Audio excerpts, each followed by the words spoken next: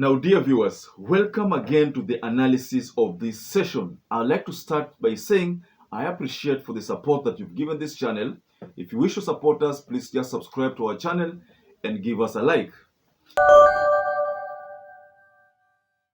So, Cleophas Malala has been referred to as a confused leader who only parrots about anything that comes to his mind.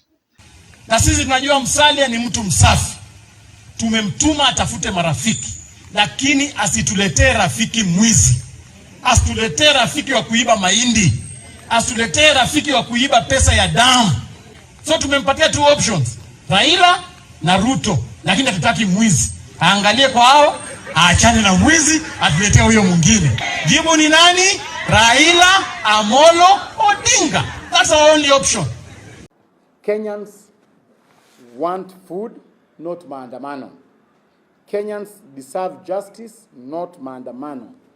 So we are telling Raila Amolo Odinga that kesho unapoamka asubuhi kujaribu kufanya maandamano, we shall want you upeleke wale watu wote ambao unafanya nao maandamano kwa zile go down ambazo wewe na marafiki zako mulitumia shilingi bilioni 15 ambazo ziliibiwa kwenda kununua mahindi na kuficha katika hizo go down.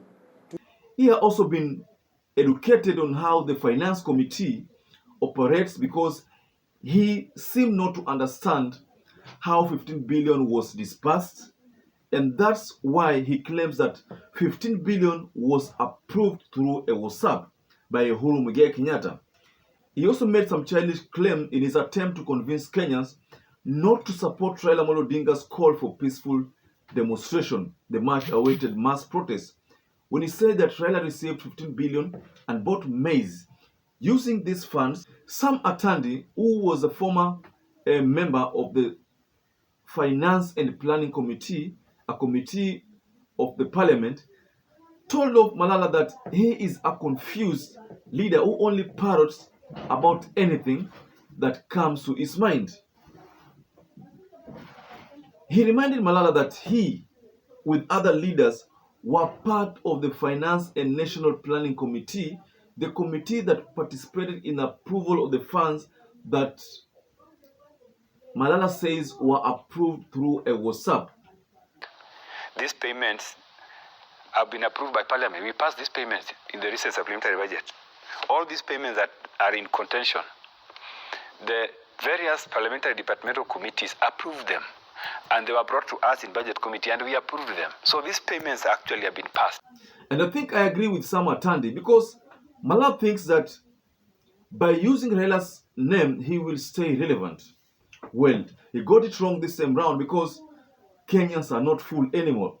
I think now it's up to Kenyans to decide whether they wish to continue listen to the lies of this regime, especially the lies of Cleophas Malala and Gachagua. Or they will continue listening to a true leader like Raila Amolo Odinga. If indeed the allegations were true, then why did they wait until now to expose them? To my understanding, the Director of Budgetary Allocation should state clearly who sent her to make such unfortunate remarks. The Director of Budgetary Allocation has made some unfortunate remarks, and to me these are just propagandas and intention to stop Kenyans from believing in Raila Odinga and probably force Kenyans not to support Raila Odinga's call of the mass protests. So this is not going to work, and this is indeed going to backfire on Cleophas Malala. And I think Cleophas Malala should think of another strategy. But this strategy of the 15 billion propaganda is not going to work because Sam ATANDI told him directly that you need to teach you on how these things are done. Malala was also reminded that, look at you, you ought to be a CS, but because you have a bad mouth, you are given hii kiti ya stuli so that you can go on about parroting. So what you're doing is just parroting. That is what Cleophas Malala has been told.